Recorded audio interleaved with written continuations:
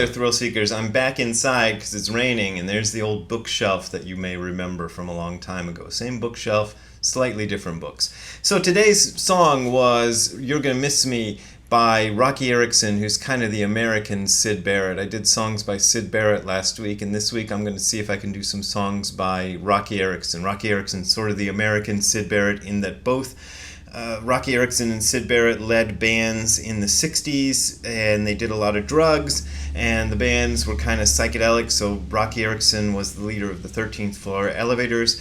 Syd Barrett was the original leader of Pink Floyd.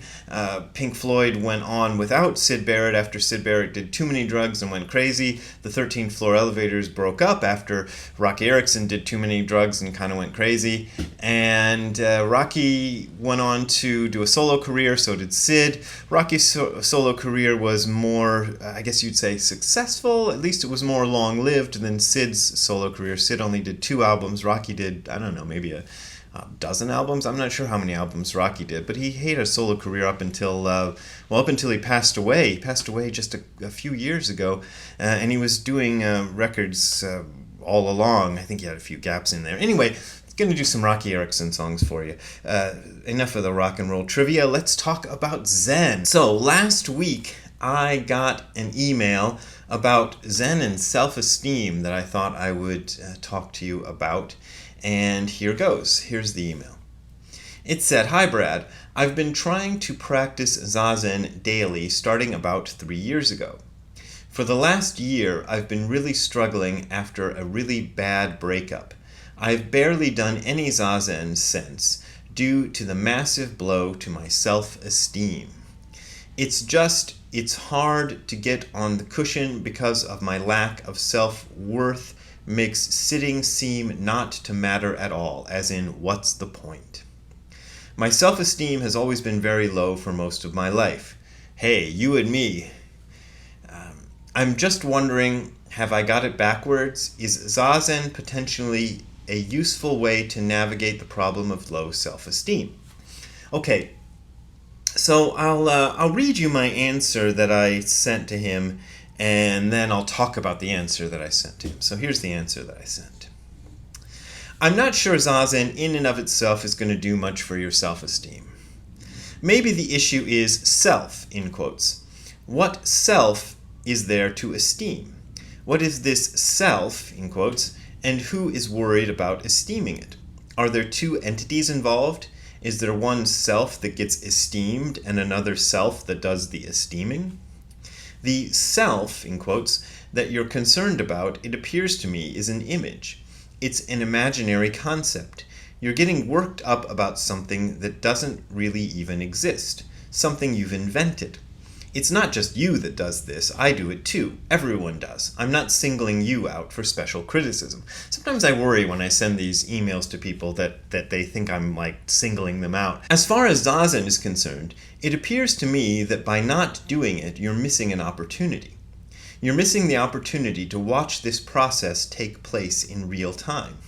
If you went back to sitting zazen regularly, you could see the process of the imaginary self seeking to esteem the other imaginary self. The absurdity of the process would gradually be revealed. You don't even have to try to do this. In fact, it's best not to try at all. Just sit quietly and still, and do nothing at all. Watch self-pity do its thing. Watch a self-esteem do its thing. I have. I did it during my divorce a number of years ago. I wrote about this in my book, Zen Wrapped in Karma Dipped in Chocolate. There were days of deep despair in which there was literally nothing else I could do, and nothing felt good. So I just sat with that.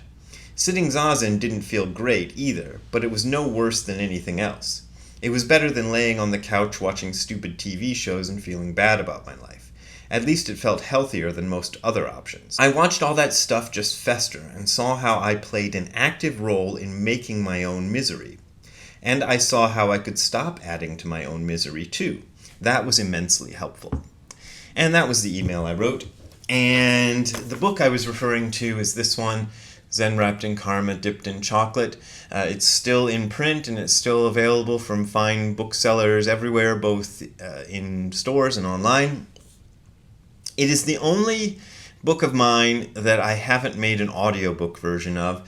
There is an ebook version of it, but no audiobook version. And the reason I haven't done an audiobook version of this one is that this book really hurt to write, because it's about the year 2007, when I had a divorce, 2 deaths in the family, my grandmother and my mother, and I lost my job with Tsuburaya Productions, which was my dream job, and I loved doing that job, and it was great, and I lost that job, and so everything went to hell. And meanwhile, while I was doing that job, I was already on the circuit being Mr. Zen and leading retreats. I was already going around. I hadn't started touring internationally yet, except for Canada. I was already going to Canada, but I hadn't started going to Europe yet. So I was going around America, leading retreats and things, and having to be Mr. Zen all the time and being Mr. With It, and everybody's looking up to me as like, oh, look, he's got his stuff together. And meanwhile, I was dying inside from all this stuff going on in my personal life. So every time I've tried to kind of get it together to read this book aloud into a microphone to try to do an audiobook version of it, I just can't face it. And I keep telling myself, yeah, I'm going to do it this year, and maybe I'll do it this year. We'll see. Everybody's asking me why there's no audiobook of this, but maybe I'll get it together and do the darn thing. But this book is about that time. And something that Tim McCarthy, my first Zen teacher, told me is that when you're having a really serious trouble and things are not going right, the best thing you can do with bad stuff happening in your life is to sit with it. And the first few times I tried this, I thought, oh God, this is horrible advice, because I'm just sitting here and, I'm just feeling all this terrible stuff. The guy who's asking me this question is talking about low self-esteem when he's going through this bad breakup. Another friend of mine just sent me an email today about his bad breakup. He was married and has 2 kids, and his wife is divorcing him, and so he's having the same kind of trouble. And then I was married and for 9 years, and I got divorced, and it was awful.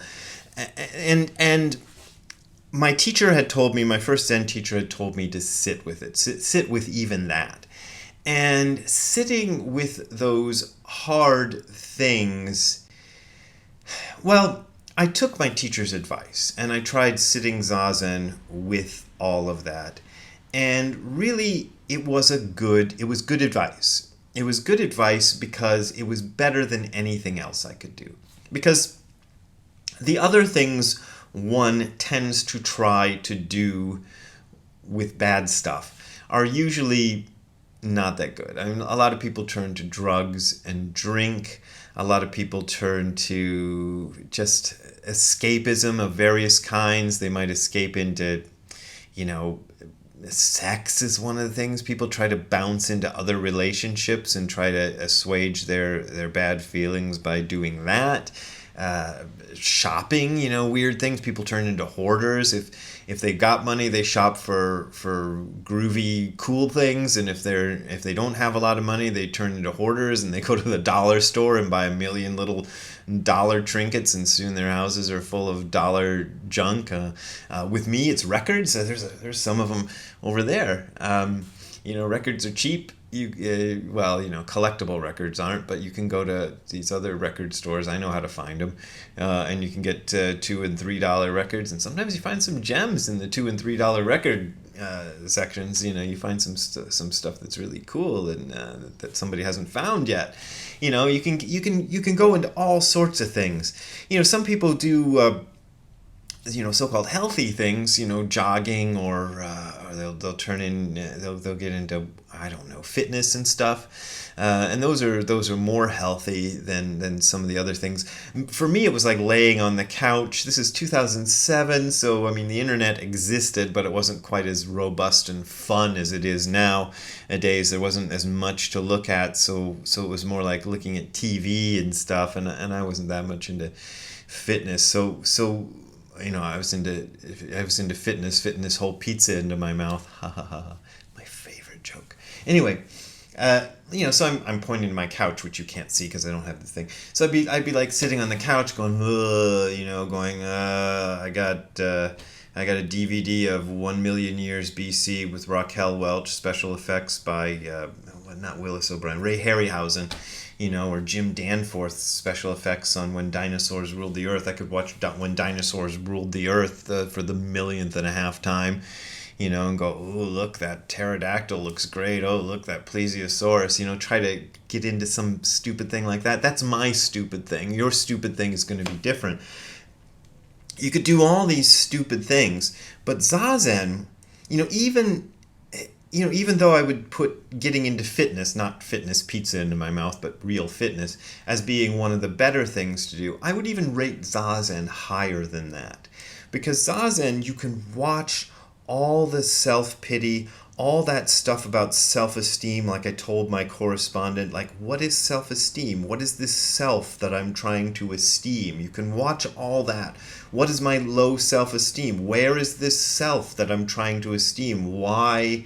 You don't even have to ask yourself these questions. You just kind of see the absurdity of them if you sit for long enough. I mean, at first, it's just misery. That would be my description of my first few sittings when I'd be, okay, here's what was going on. Let me see if I can describe it a little. I think in the book I kind of get into these details in Zen Wrapped in Karma. I can't remember because it's been so long since I've actually read it, but I can remember the situations where it'd just be there was nothing I could do. I was not the one who instigated the split up, so there was no more sense in pleading and trying to negotiate. There was no more sense in trying to talk things through because the talking was done. There was no more work to be done because my work situation, as I said, was going crazy. My friends were sick of talking to me about it. You finally get to this point where there's no other option. So what are you going to do next? So you're just by yourself. So here I am with some time by myself. What am I going to do with that? So I think all of us who are in these situations will find ourselves faced with that. I think that's what usually happens. This is where people turn to drugs and sex and whatever weird things they turn to. And so what are you going to do with that time? My teacher had said, try zazen during those times. So here I am there's just nothing I can do. I can't fix the situation. I can't do any more about it. I'm left with this time. Okay, Tim said, sit zazen. Okay, here I am. I got the cushion. I got the wall. Okay, sit zazen. So sit zazen, and it's just, I was miserable before I sat down with zazen and feeling self-pity and feeling bad. Now I'm sitting zazen, self-pity and bad. But I'm sitting zazen. So it feels like, okay, well, at least my posture is better than this posture, which I was assuming when I was feeling bad and sitting on the couch and watching When Dinosaurs Ruled the Earth for the 7,000th time, whatever. So at least I'm sitting up straight. I've got my back straight. I'm doing the thing. I'm breathing. I'm trying to let the thoughts go. The thought of the divorce, the thought of what could I have said, what should she have said, what could I have done differently, what could, all that stuff. Letting all those thoughts go. Okay, letting all those thoughts go. Letting my feeling of I feel worthless. Okay, so I feel worthless. Who am I feeling worthless? Who is this thing that feels worthless? I'm not even asking myself these questions verbally, but I'm kind of seeing that happen. I'm kind of seeing like, okay, feeling worthless. What is that? It's a feeling. I'm feeling worthless. I'm feeling worthless. Now I'm feeling hungry. Now I'm feeling like my back needs to be straight some more. Now I'm feeling, now there's another thought. There's a bug in this room. What's that siren over there? There's a bird outside. There's all kinds of things going on. I'm opening up to a whole realm of stuff going on that isn't just the stuff nagging in my head. Eventually. It starts off with all the gunk in my head, but if I sit there long enough, if I set the timer for 30 or 40 minutes and make sure it's a good long sit, because that's kind of necessary when you're going to attempt this, is just to tough it out and not just do 5 or 10 minutes. Just make it a long one. That would be my suggestion. And just sit and let it just kind of settle out, and you're just feeling it. But then other things are coming up, and you're just seeing that there's more going on. There's more to life, and it's just letting go. And you see yourself. I saw myself. Okay, I'm not guaranteeing that you're going to see this. I saw myself grabbing onto that bad feeling. Oh, there's that bad feeling. I want to hold on to that bad feeling because that bad feeling reaffirms myself. Because that's one of the ways that we reaffirm ourselves. People think that ego is only reaffirmed by being like, I'm the greatest, I'm the best. That's egoism. Ego is being the best, and we gotta cut ourselves down. BS. I'm trying not to swear on this channel. A lot of what egotism is all about, and building up the ego is feeling the worst. I'm the worst. I have low self-esteem.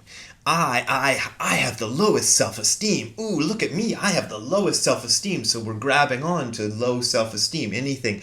Ooh, she hates me. Ooh, she hates me. She hates me.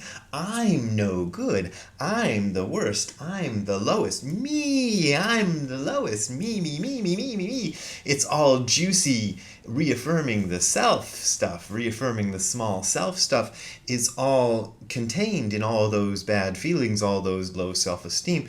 Well, you watch yourself grab this. I watched myself grab onto this going, oh, isn't that interesting? Here I am, adding to my own misery. Isn't that interesting? So, skipping out on the zazen because you feel bad, if you've already got a practice going, I don't recommend it. I think you should probably do more zazen, and I think that what my teacher told me was probably really good advice, and it proved to be really good advice. And here's a book you can read all about it. I can't tell you whether it's a great book or not. I thought it was a really important book when I wrote it. What I mean when I say I can't tell you if it's a really great book is it's been, when did I write this? 2010 or something like that? I haven't read it since 2010. 2009. But maybe one of these days I'll read it again. I think it's probably a good book for this kind of thing. So you can read it, or you can get it as an ebook. Maybe you can get one of those ebook readers that reads it to you, and that'll be the same thing as an audiobook. And maybe one of these days I'll do an audiobook. Anyway, there you go. There's my advice about Zen and self-esteem. So I hope you enjoyed that, and hope you enjoyed today's song, because I enjoyed making the song. Anyway, if you want to contribute to my self-esteem by giving me money, I don't know, you can go to the URL that you're seeing on the screen below, which is hardcorezen.info/donate. That is hardcorezen.info/donate. There you will find links to my PayPal and Patreon accounts. Those are my main and usually only ways of making a living, and I appreciate your support. But as always, this is offered for free, so you don't got to support me if you don't want to support me. We will see you next time. Have a good time all the time. Bye. Hey, Ziggy. You don't like the rain, do you, huh? You're staying inside? We're still going to have to go out a little bit. It stopped raining, though. Maybe we can go have a little walk, okay? You didn't get much of a walk this morning. You want to go for a walk? Okay, it stopped raining. We can go for a walk. Yeah? You really want to? Okay, we'll go outside. Alright, I'm going to edit the video, though, okay? Alright. We'll do that, and then we'll walk.